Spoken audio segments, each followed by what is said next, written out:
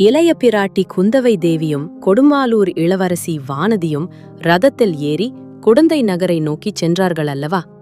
அதன் பிறகு படகிலிருந்த பெண்கள் என்ன பேசினார்கள், என்ன செய்தார்கள் என்பதை நாம் சிறிது தெரிந்து கொள்ள வேண்டும்.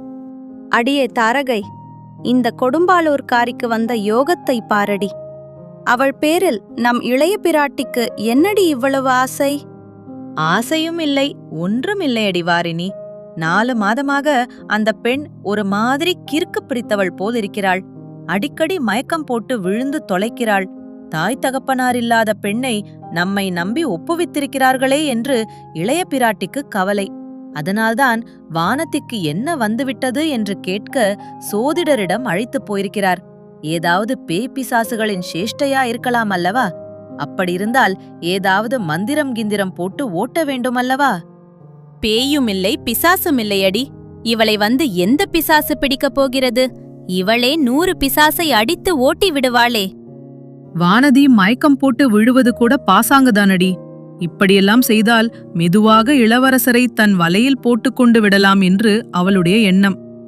நிரவதி சொல்லுவதுதான் சரி.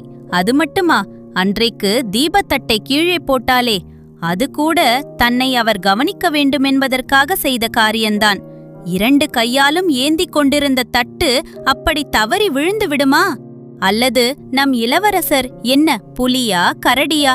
அவரை பார்த்து இவள் பயப்படுவதற்கு?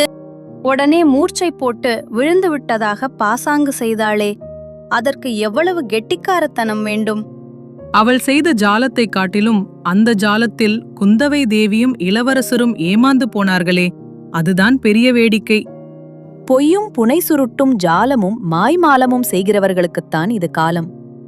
யுத்தத்துக்கு புறப்பட்டான பிறகு இளவரசர் திரும்பி வந்து இந்த வானதியை பார்த்துவிட்டு போனாரே, இதைவிட என்னடி வேண்டும்? அவளுடைய மாயாஜாலம் எவ்வளவு தூரம் பலித்துவிட்டது பார்த்தாயா? அதெல்லாம் ஒன்றுமில்லை. இளவரசர் அவ்வளவு மேன்மையான குணமுள்ளவர். ஒரு பெண் மயக்கம் போட்டு விழுந்துவிட்டாள் என்றால் அவளை பார்த்து விசாரியாமல் போவாராடி? அதிலிருந்து நீ ஒன்றும் அர்த்தம் கற்பிக்க வேண்டாம். இளவரசரை பற்றி நீ சொல்வது உண்மைதான். அவரைப் போன்ற குணசாலி இந்த 14 உலகத்திலும் வேறு யார் இருக்க முடியும்? கதைகளிலும் காவியங்களிலும் கூட கிடையாது. ஆனால் நான் சொல்கிறது வேறு. இவள், இந்த வானதி மயக்கம் போட்டு விழுந்தாளே, அது என்ன மயக்கம் தெரியுமா? அதை கேட்க ஜோதிடரிடமே போயிருக்க வேண்டியதில்லை. என்னை கேட்டிருந்தால் நானே சொல்லியிருப்பேன். அது என்ன மயக்கமடி? எங்களுக்குத்தான் சொல்லேன். வாரினி நிரவதிவன் காதோடு ஏதோ சொன்னாள். என்னடி ரகசியம் சொன்னா?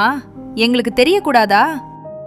அது சாதாரண மயக்கம் இல்லையா, மையல் மயக்கமா? உடனே எல்லோரும் கலகலவென்று சிரித்தார்கள். அதை கேட்டுவிட்டு நதிக்கரை மரங்களிலிருந்த பறவைகள் சடசடவென்று இறக்கையை அடித்துக்கொண்டு பறந்து சென்றன. நம் இளவரசர் இலங்கையிலிருந்து திரும்பி வந்தால் மறுபடியும் இவள் மாயப்பொடி போட பார்ப்பாள். அதற்கு நாம் இடம் கொடுத்து விடாமல் ஜாக்கிரதையாயிருக்க வேண்டும். இளவரசர் திரும்பி வருவதற்குள் இந்த வானதி பைத்தியம் பிடித்து பிதற்ற ஆரம்பிக்காவிட்டால் என் பெயர் தாரதை இல்லை, பெயரை தாடதை என்று மாற்றி வைத்துக் கொள்ளுகிறேன்.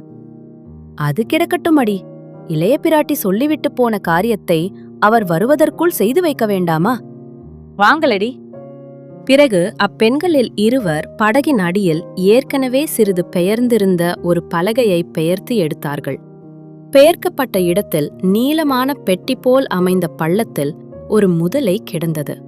அதாவது செத்துப்போன முதலையின் உடலை பதப்படுத்தி உள்ளே பஞ்சும் நாரும் திணித்து வைத்திருந்த பொம்மை முதலை. அதை எடுத்து வெளியில் வைத்துக் கொண்டார்கள்.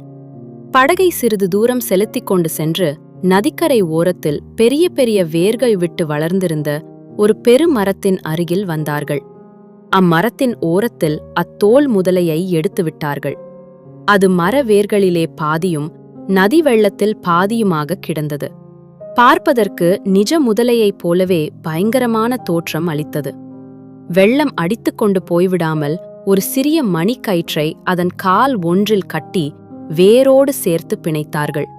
கயிறு வெளியில் தெரியாதபடி நீருக்குள்ளேயே அமுங்கியிருக்கும்படி கட்டினார்கள். ஏனடி மந்தாகினி, எதற்காக இந்த பொம்மை முதலையை இப்படி மரத்தடியில் கட்டி வைக்கச் சொல்லியிருக்கிறார் இளைய பிராட்டி? உனக்கு தெரியாதா? வானதி மிக்க பயந்தாங்கொள்ளியாயிருக்கிறாள் அல்லவா? அவளுடைய பயத்தை போக்கி தைரியசாலி ஆக்குவதற்குத்தான். எல்லாவற்றையும் சேர்த்து பார்த்தால் வானதியை இளவரசருக்கு கல்யாணம் பண்ணி வைத்துவிட வேண்டும் என்றே குந்தவை தேவி உத்தேசித்திருக்கிறார் போலிருக்கிறது. அப்படி ஏதாவது பேச்சு வந்தால் நான் இந்த வானதிக்கு விஷத்தை கொடுத்து கொன்று விடுகிறேன், பார்த்து கொண்டிரு என்றாள் பொறாமைக்காரியான வாரிணி. நீ இப்படியெல்லாம் எரிச்சல் அடைவதற்கு காரணமே இல்லை. மானிய கேடத்து இரட்டை மண்டல சக்கரவர்த்தியும் வேங்கி நாட்டின் மன்னரும் கலிங்க தேசத்து ராஜாவும் வடக்கே வெகு தூரத்திலுள்ள கண்ணோசி சக்கரவர்த்தியும் கூட நம் இளவரசருக்கு பெண் கொடுக்க காத்திருக்கிறார்களாம். அப்படி இருக்க இந்த கொடும்பாளூர் வானதியை யாரடி லட்சியம் செய்யப் போகிறார்கள்?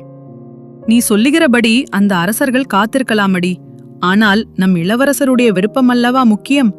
இளவரசர் நான் எப்போதாவது கல்யாணம் செய்து கொண்டால் தமிழகத்து பெண்ணைத்தான் மணந்து கொள்வேன் என்று சொல்லிக் கொண்டிருக்கிறாராம். உங்களுக்கெல்லாம் இது தெரியாதா? அப்படியானால் மிகவும் நல்லதாய் போயிற்று. நாம் எல்லோரும் சேர்ந்து தனித்தனியே நம் கைவரிசையை காட்ட வேண்டியதுதானே. இந்த வானதியினால் முடிகிற காரியம் நம்மால் முடியாது போய்விடுமா? அவளிடம் உள்ள மாயப்பொடி நம்மிடமும் இல்லையா என்ன? இப்படியெல்லாம் இந்த பெண்கள் பேசியதற்கு ஆதாரமான நிகழ்ச்சி என்னவென்பதை நேயர்களுக்கு இப்போது தெரிவிக்க விரும்புகிறோம். நண்பர்களே, நெக்ஸ்ட் எபிசோட்க்கு ரெடியா? சப்ஸ்கிரைப் பண்ணி பெல் ஆன் பண்ணுங்க. லைக் பண்ணுங்க, ஷேர் பண்ணுங்க, கமெண்ட்ல உங்கள் கருத்து சொல்லுங்க. மறக்காம சப்ஸ்கிரைப் பண்ணிடுங்க.